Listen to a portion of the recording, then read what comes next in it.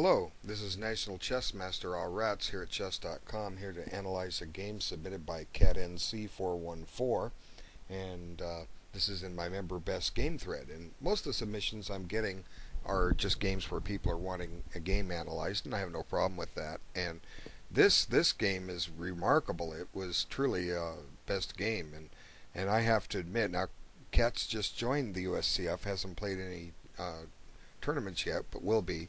And I'm just amazed by this game. I never had a win as nice as this and as quick as this in my first year of tournament play. I can't remember any. It took me a while to get anything like this.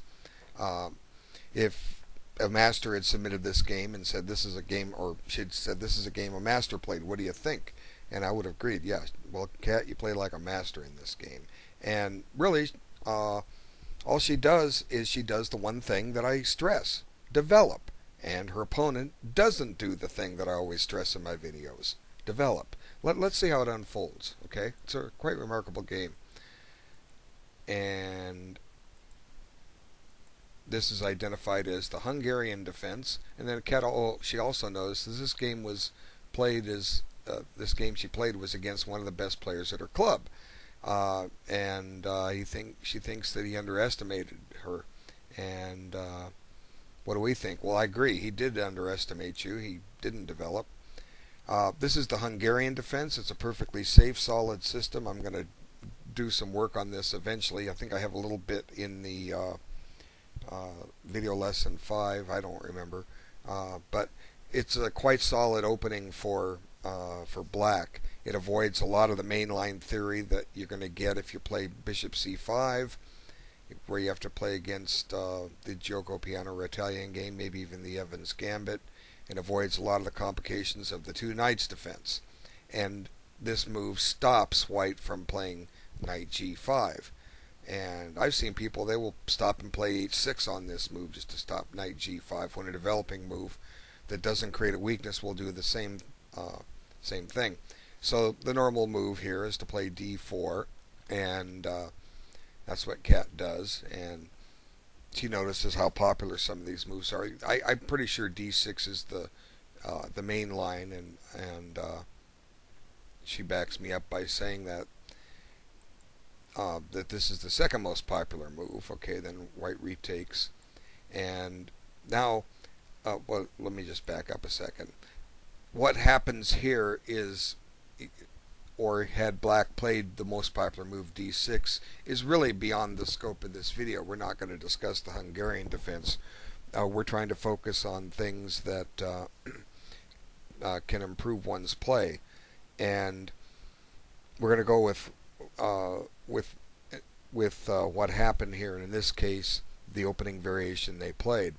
Now, I don't know what theory really says here. She notes that this is the third most popular move behind either d6 or knight f6, which are normal developing moves. And I have to agree with that. They are normal developing moves. Knight f6 develops a knight.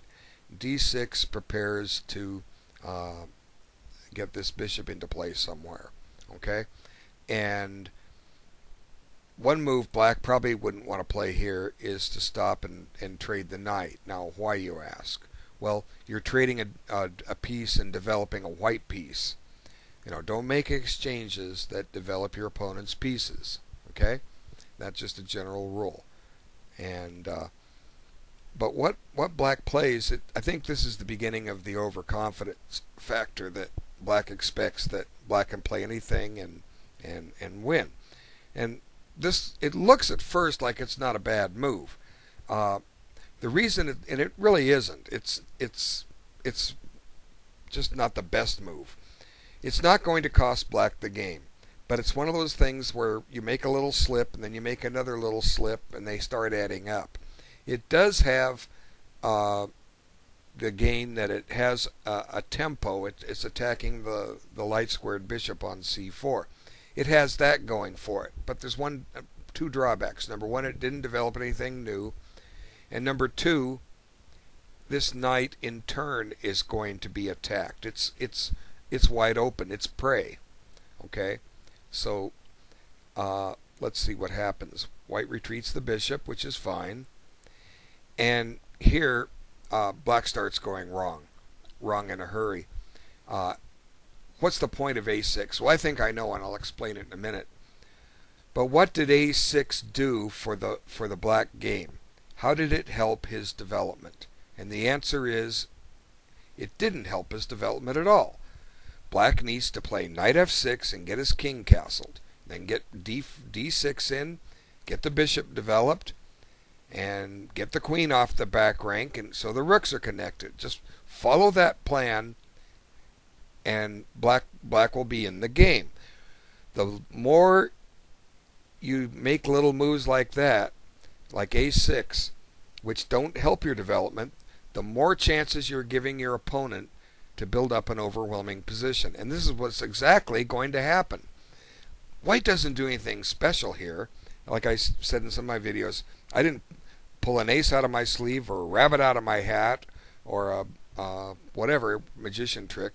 I didn't pull any magical mumbo jumbo or anything to find these moves. When I have a game like this, all I do is develop. Or when I'm analyzing a game and I come up with a position where all of a sudden one side gets an overwhelming analysis in or position in the analysis. All I do is develop. Okay, that's all I do, and that's all Cat does. Nothing special about it. Good things happen when you develop, and this is a perfect example. Okay, so as I said just a moment ago, this knight on e5 is now going to get attacked. So this is what white does. Now white gets a tempo on that knight.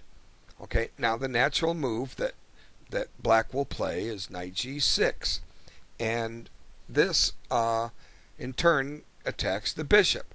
Now here's the point where I think Cat really excelled. And you know what? I want to back up. I didn't cover one thing, and I'll come back to this when I said a6. What black is trying to do is set up a trick.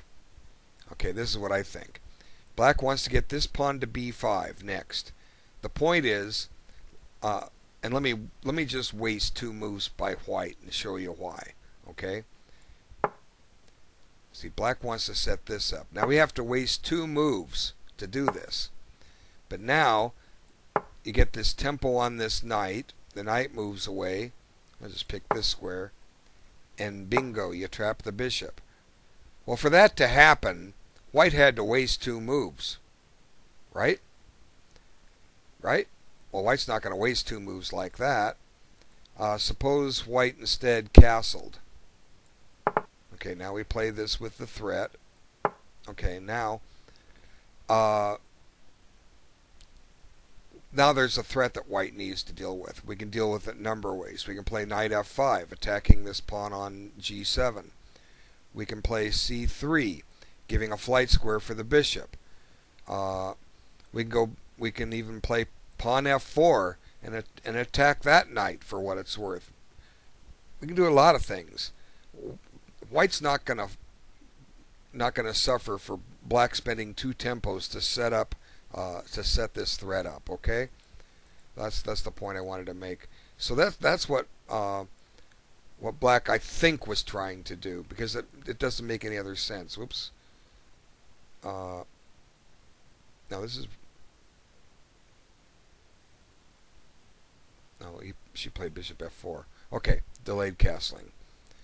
Now, this is, I say, the point where I skipped and went back, where I think Cat's play excels. The first move I'm going to consider, just to show how I think, is just a natural bishop g3, and nothing wrong with this move, nothing at all wrong with that move, because it just safeguards the bishop. That's all, and it's thematic in these types of positions. But what Cat does is plays a very good move. And I realize it's a good move. I imagine if I'd looked at the game long enough, I would have come up with it on my own. But I just played through the game, and as soon as she played it, as soon as I saw it, I said, the point. Okay. What would you do if you don't want to play bishop g3? Excuse me.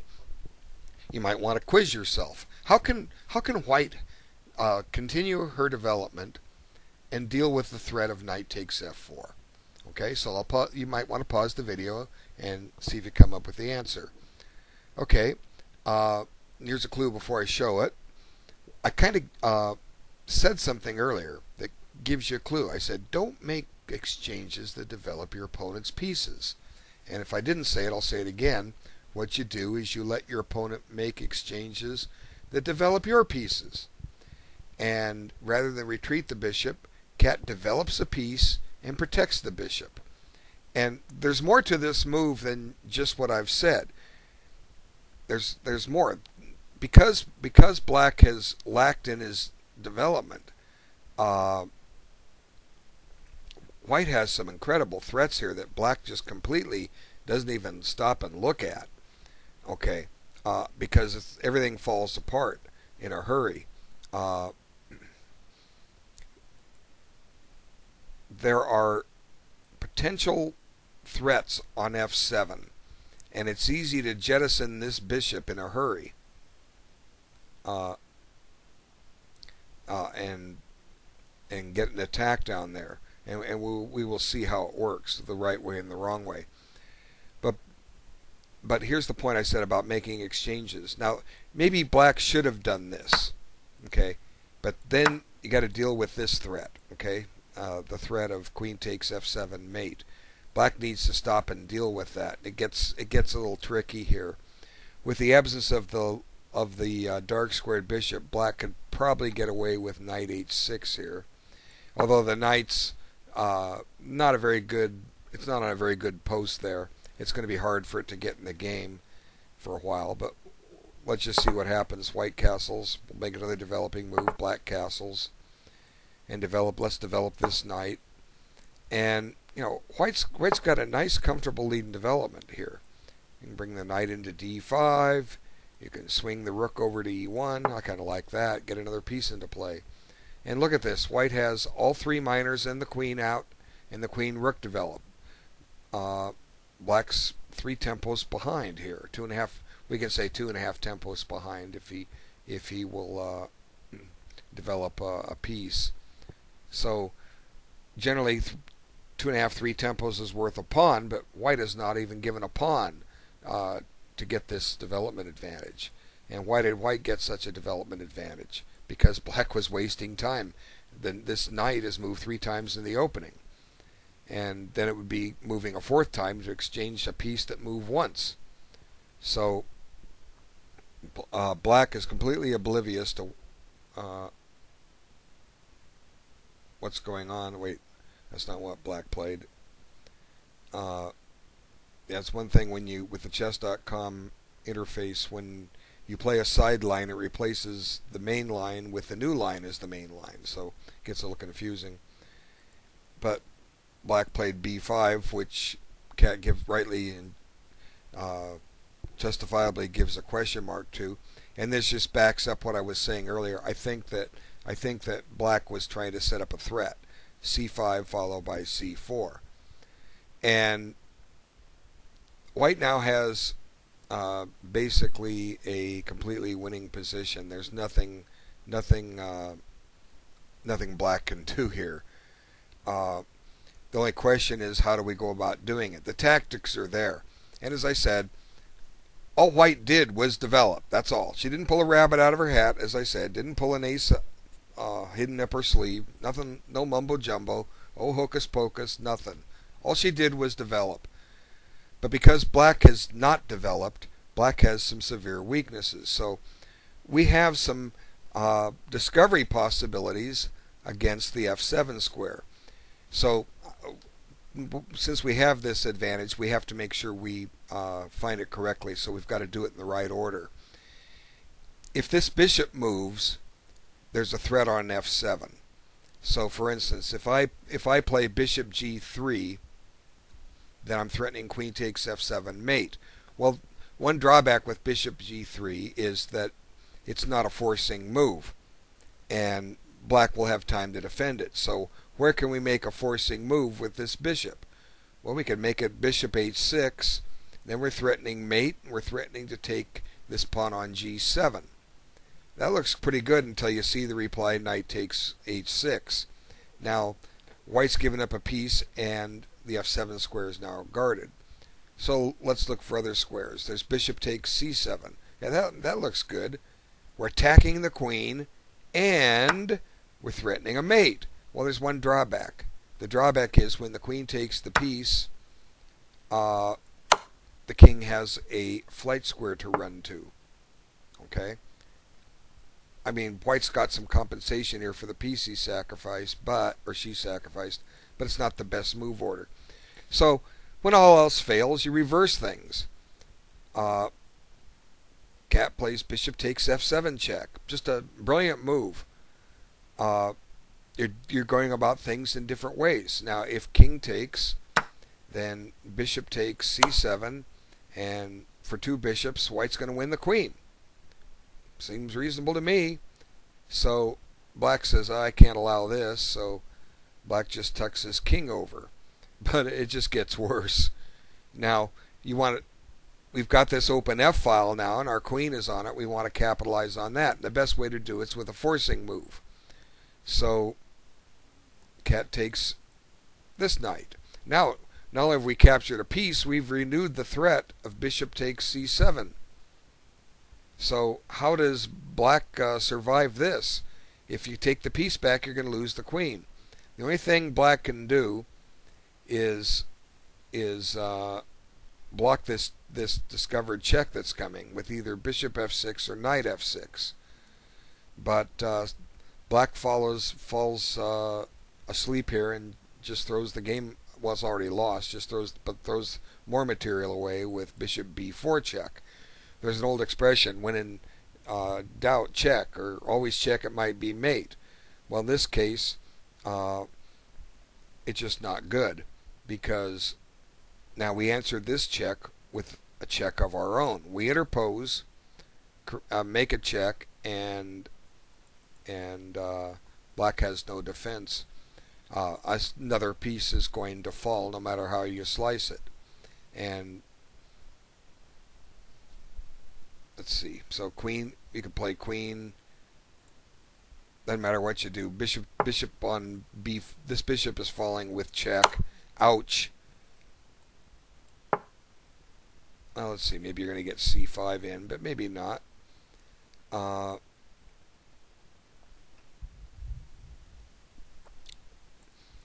But the game is over. White's just up decisive material. Hey, look, we have a threat of our own. Well, whoopee. Looks like White can generate some threats. e5 attacks a knight, attacks a rook. You know, look at this. Black's in trouble. But anyway, it's a nice game, you know.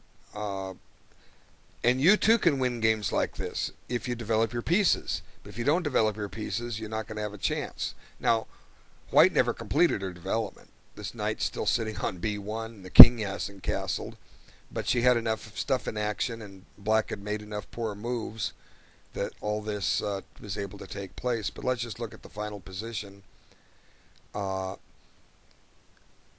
Black king has had to move in the opening. It lost castling privileges. The king knight is still at home. Both rooks are still at home. The queen is still at home. This bishop is still at home. Wow. Black's developed two pieces this entire game, and one of them has been exchanged away. That's all. So it's a very, very good game. I'm sure this person will take you more seriously next time, and just do what you know what to do. Develop your pieces, and you'll beat this person again. Well, wonderful game. Thanks so much for your time. Take care. Bye.